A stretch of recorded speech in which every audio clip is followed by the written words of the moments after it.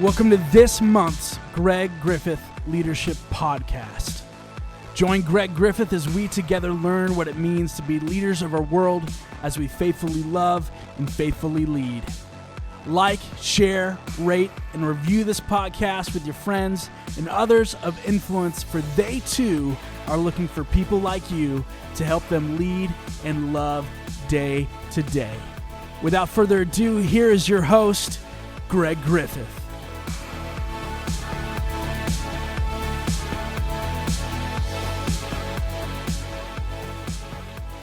Hey, welcome to my leadership podcast.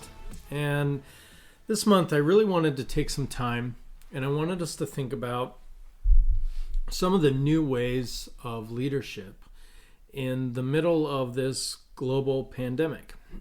But before we begin to talk about those learnings, I just want to share with you kind of how I began to really think about some of the issues that we're going to confront today.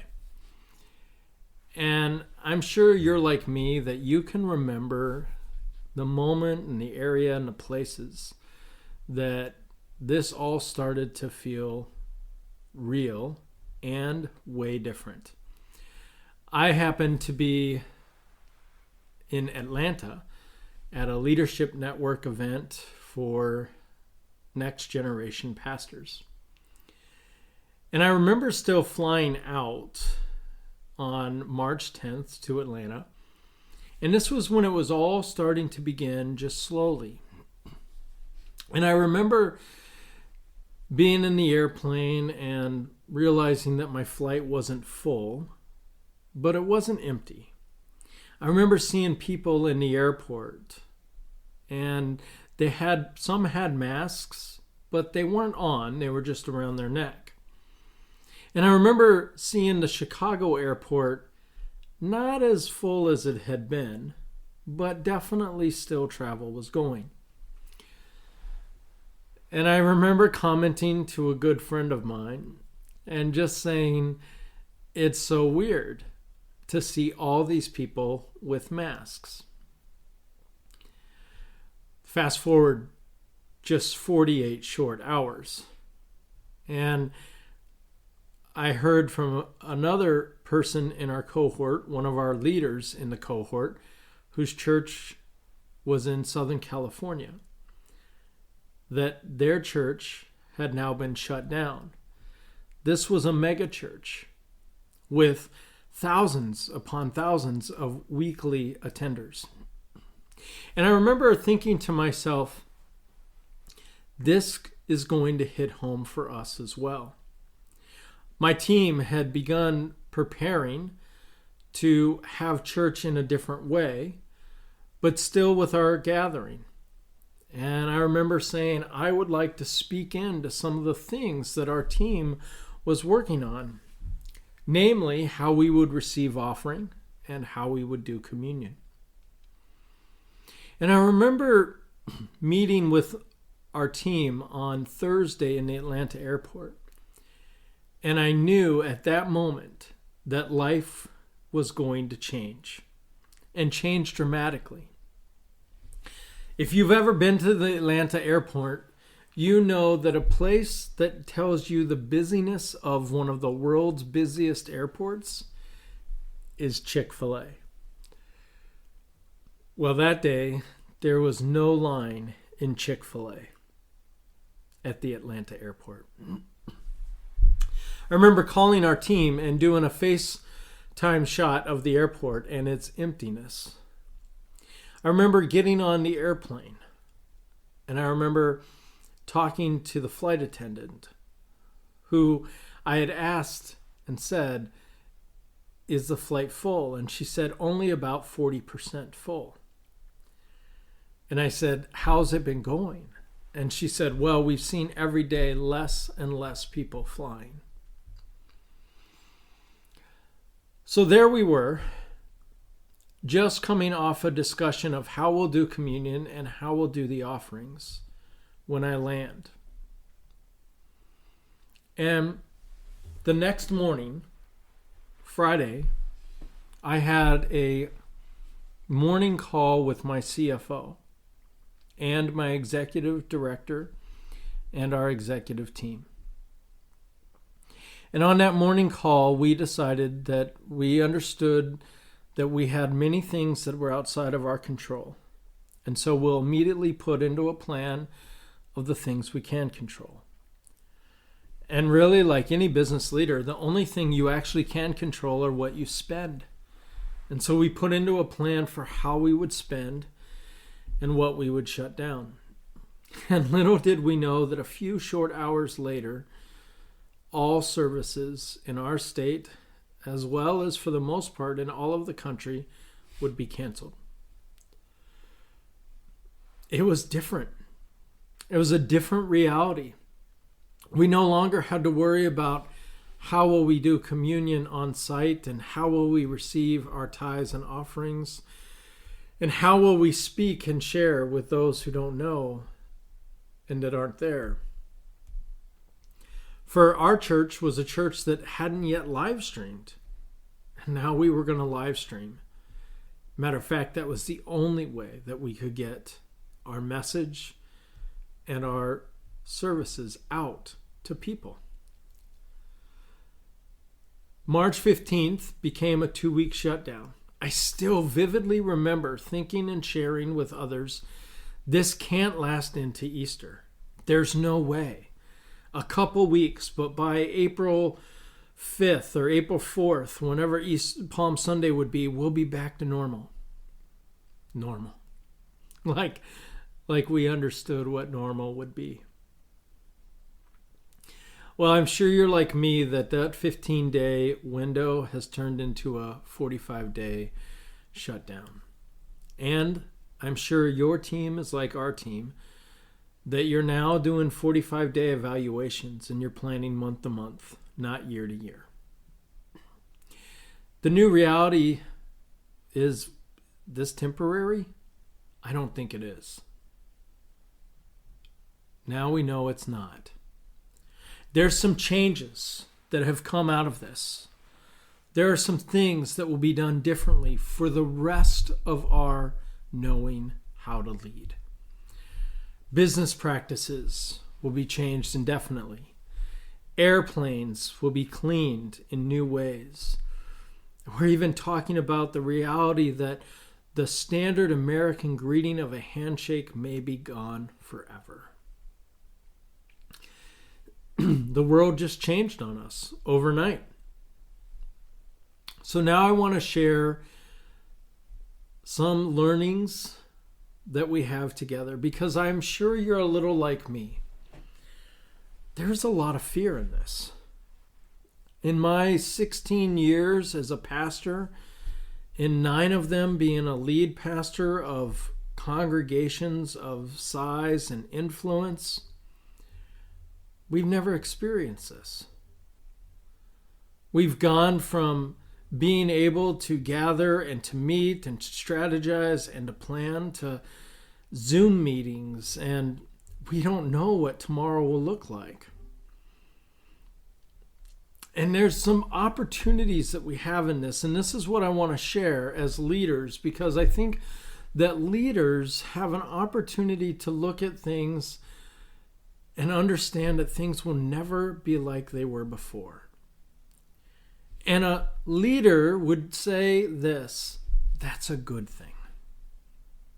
Because that means that we see new ways and new things. And I want to share with you these. And so I'm going to run through 4 things together professionally.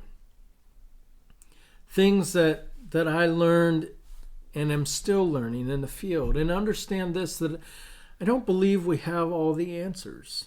I don't believe that it's all figured out. I believe that we're still going to learn, that we don't know what these next month, 2 months, 4 months, 6 months, 12 months look like. But first, I believe as leaders, we have an obligation. We have an obligation, and this is what leadership looks like, that we have an obligation to help others in regular life. And I think we're seeing this just in our normal rhythm and routine and day. We're seeing neighbors helping neighbors. We're seeing friends helping friends. We're seeing friends helping enemies. Yeah, we're seeing people help one another. And I think leaders see obligations to help each other in regular life, but especially in a crisis. Remember, leaders are the ones who run towards a fire, not to be in the middle of the fire, but to see who needs help and who needs to be rescued in the fire.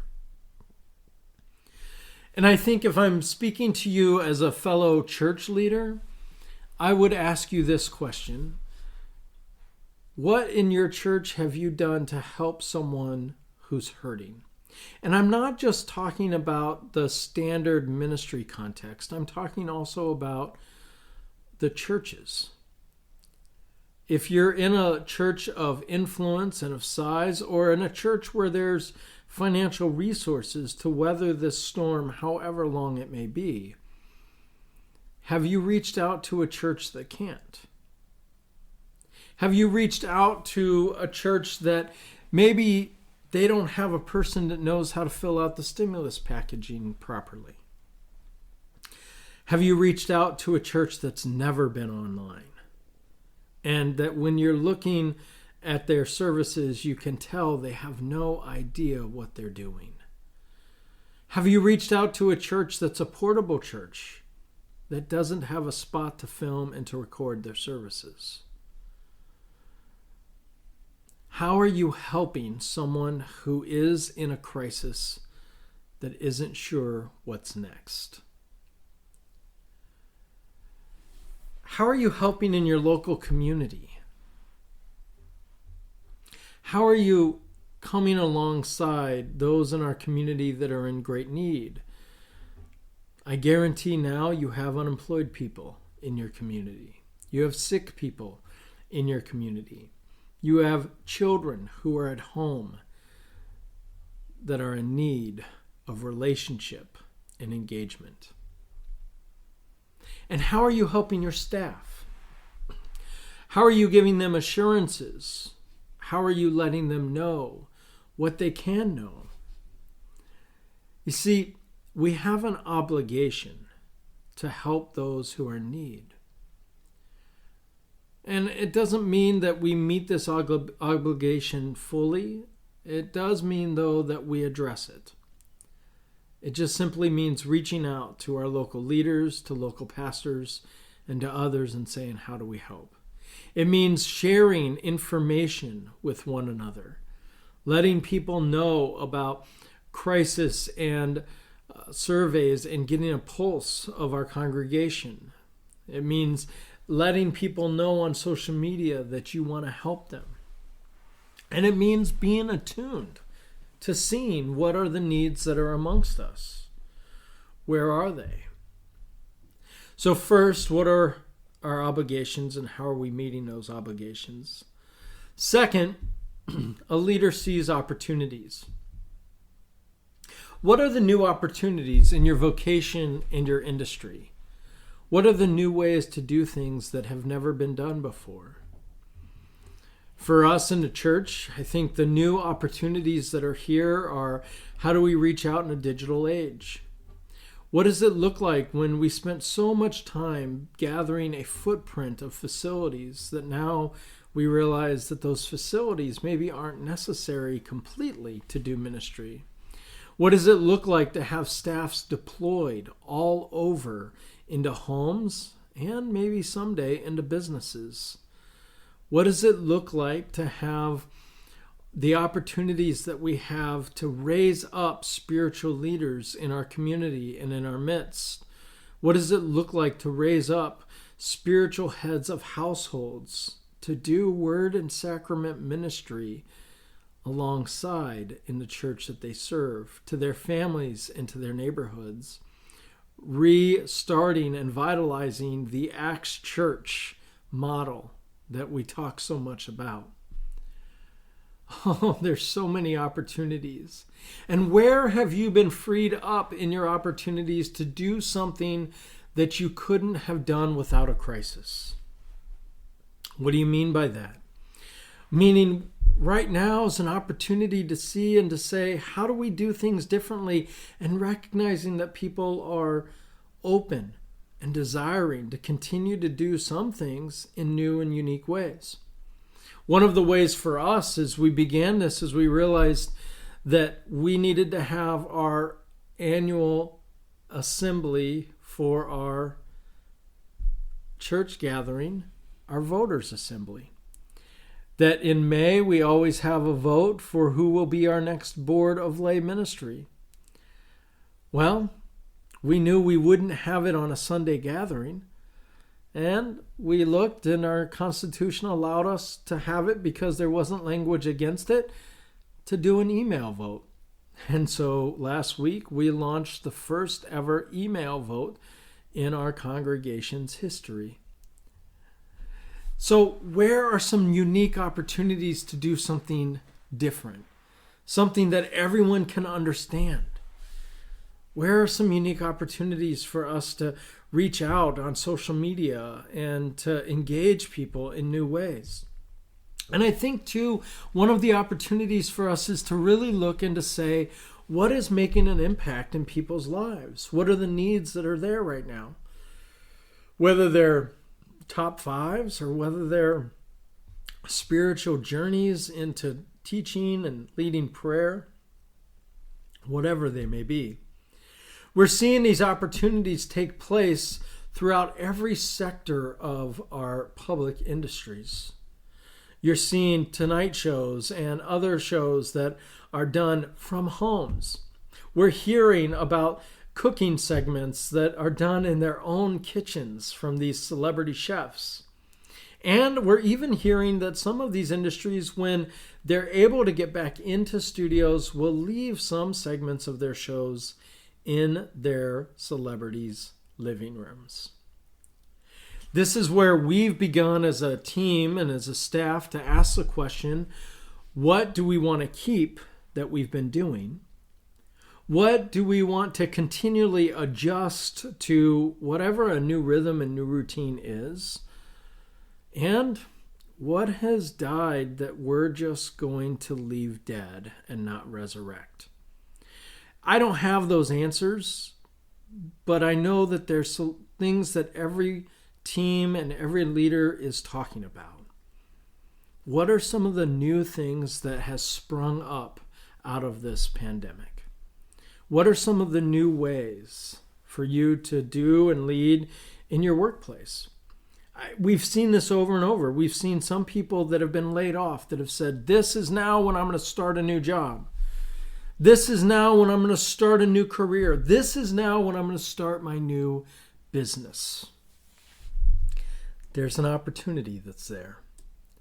So again, leaders recognize their obligations, they seize their opportunities, and they weigh their options. Now, when we look at what are our options in the middle of all this, there's really almost three responses. First, we can sit in the depths of this pandemic and this crisis. We can look at what was and we can wallow. We can wallow and we can invite others to have a pity party with us and to just say, remember the days, remember the times.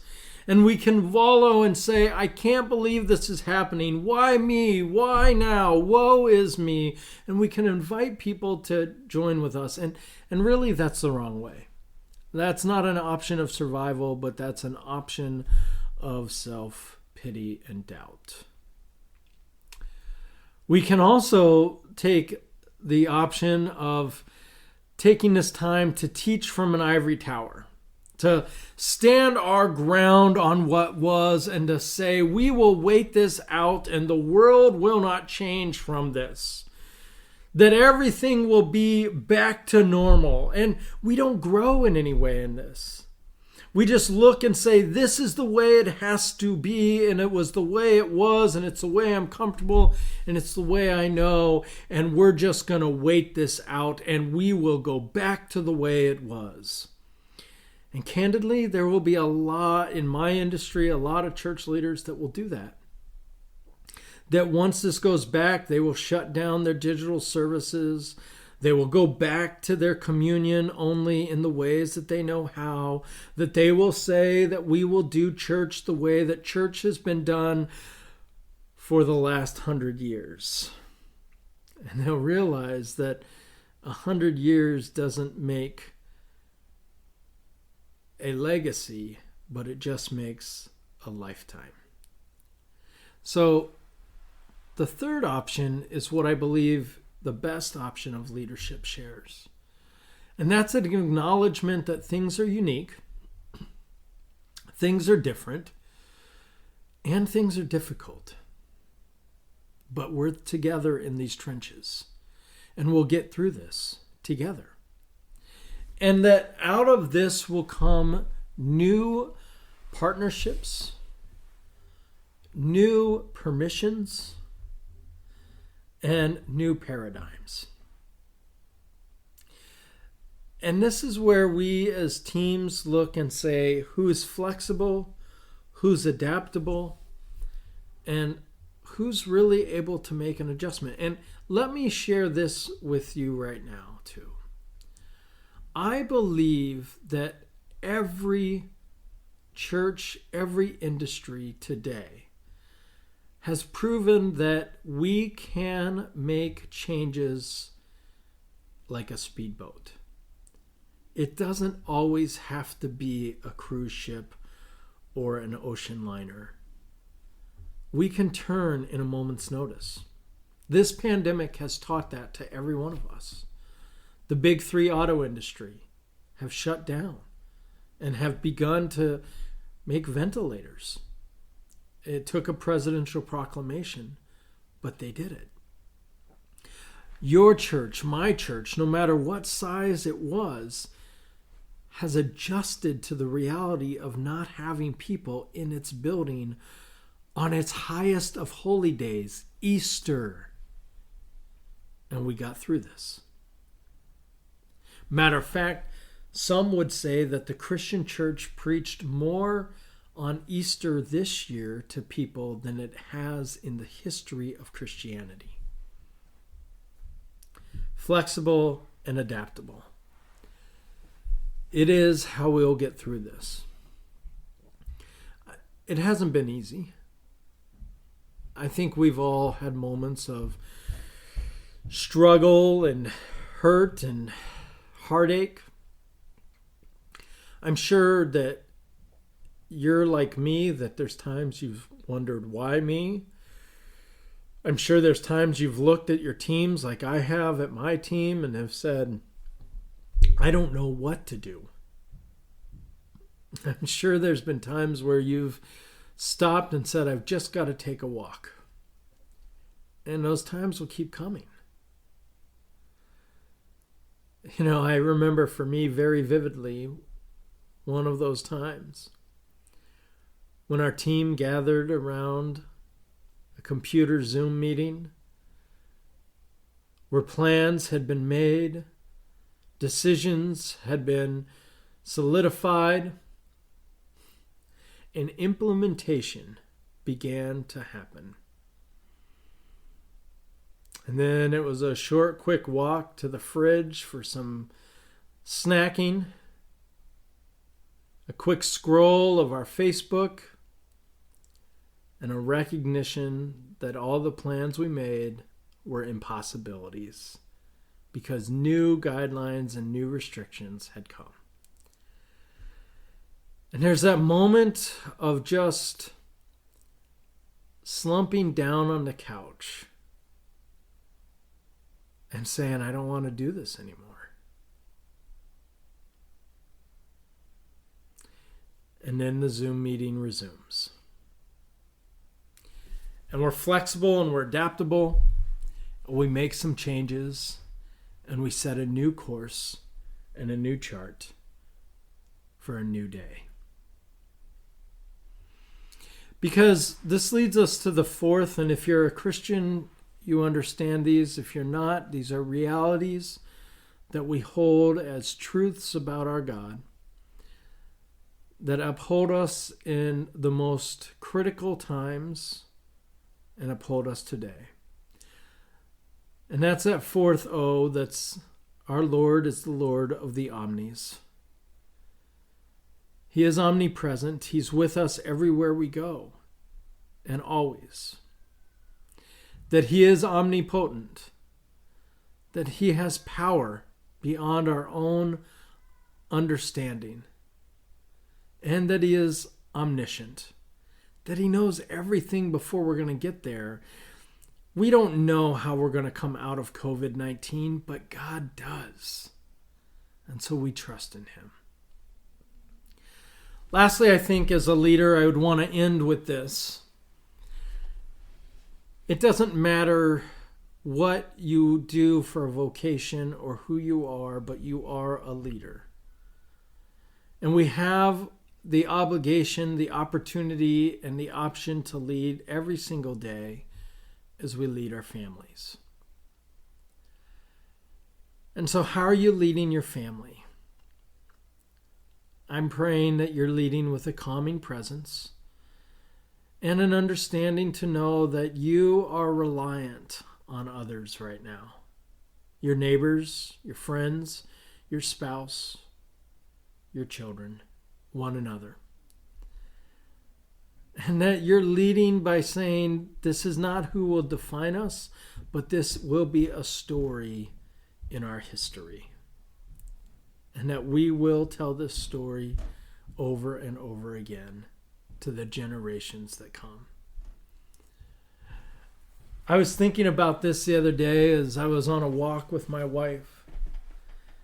And I said, it will be really fascinating when someday we'll get a call from our children, our daughters, who will say, Mom, Dad, can we come over? I'll say, sure. Why? Because your grandson, your granddaughter has a school assignment to talk about the day that the world stood still in 2020. I said to her, man, the stories we'll tell about that time. You have an opportunity to lead in your job. Influence doesn't come in titles or in being allowed at a table. It comes in innovation and seeing a need and going and doing it, meeting it, filling it. I don't care what you do or what level of responsibility you have in your career. You are a leader.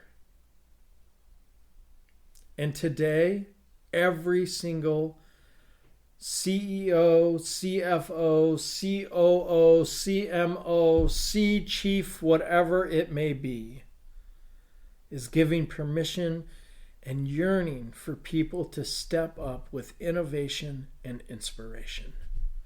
So lead in your job. And lastly, lead yourself well. Stay healthy mentally, physically, spiritually, and emotionally. Take walks. Take talks. And take time to pause and to reflect where God is going. Today is a day that the world will see that there are leaders in you and me. And we're real. We're human. We're vulnerable. And we're courageous.